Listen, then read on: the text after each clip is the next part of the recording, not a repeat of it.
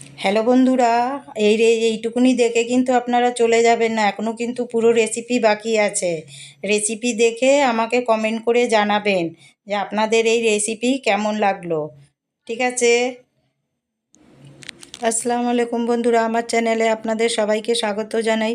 বন্ধুরা, আমি আজকে আপনাদের সঙ্গে খুব সুন্দর একটা রেসিপি শেয়ার করব, যার জন্য আমি এখানে 1.5 লিটার প্যাকেটের দুধ নিয়ে নিয়েছি। আপনারা চাইলে গরু বা মহিষের দুধও নিতে পারেন। এবার আমি এই 1.5 লিটার দুধকে ফুটিয়ে নিয়েছি, ফুটিয়ে আমি 1 লিটার করে নিয়েছি।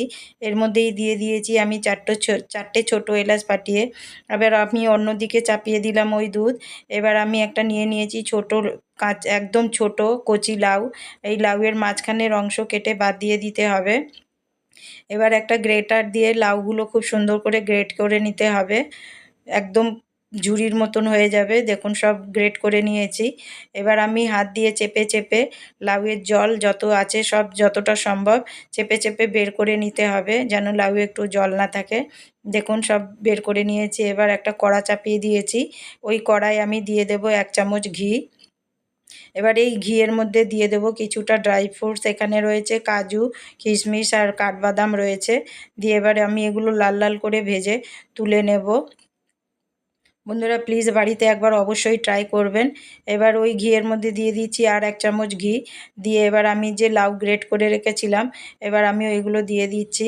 দিয়ে এবার খুব সুন্দর করে এগুলো লাল লাল করে 2-3 মিনিট মতন ভেজে নেব। দেখুন যা এক্সট্রা জল থাকবে সব শুকিয়ে যাবে। ভাজা হয়ে গেছে, এবার আমি এটা সাইডে সরিয়ে রেখে দিলাম। এবার যে দুধের কড়া ছিল সেটা চাপিয়ে দিয়েছি, এবার একটু ফুটিয়ে নেব। এবার এর মধ্যেই দিয়ে দিচ্ছি ভেজে রাখা লাউ। দিয়ে আমি খুব ভালো করে এগুলো একসাথে মিশিয়ে 10 মিনিট ফুটিয়ে নেব। এবার সাইডে যে সরগুলো লেগে রয়েছে ওগুলো সব ছাড়িয়ে নিতে হবে, তাহলে রাবড়ির মতন খেতে হবে, খুবই সুস্বাদু হয় খেতে। 10 মিনিট ফোটানোর পরে এটা আরও ঘন হয়ে আসবে। দেখুন কতটা ঘন হয়ে গেছে। এবার এর মধ্যেই দিয়ে দিচ্ছি 1 মুঠো বাসমতি রাইস। এই রাইস দিয়ে আমি আরও এটা 10 মিনিট মতন ফোটাবো। যেহেতু বাসমতি রাইস, এটা বেশি সময় লাগে না সেদ্ধ হতে। দেখুন কেমন ঘন হয়ে গেছে, আর চালও সেদ্ধ হয়ে গেছে। এবার এর মধ্যেই দিয়ে দিচ্ছি আমি পরিমাণ মতো চিনি, যে যেরম মিষ্টি খাবেন সেই অনুযায়ী। দিয়ে এটা আরও 5 মিনিট মতন আমি ফোটাবো।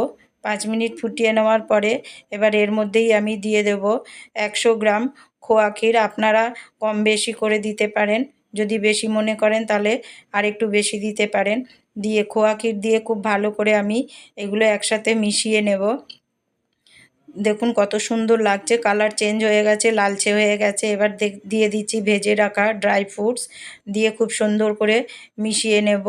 বন্ধুরা, প্লিজ বাড়িতে একবার অবশ্যই ট্রাই করবেন, করে কমেন্ট করে আমাকে জানাবেন কেমন হয়েছে। দেখুন কত সুন্দর হয়েছে। এটা আপনারা লুচি, পরোটা, রুটি যার সাথে ইচ্ছা খেতে পারেন।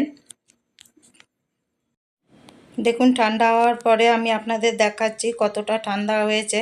বন্ধুরা, আমার রেসিপি ভালো লাগলে প্লিজ আমাকে সাপোর্ট করবেন, আমার চ্যানেলটিকে সাবস্ক্রাইব করে দেবেন। দেখা হচ্ছে তাহলে আবার পরের ভিডিওতে। আল্লাহ হাফিজ।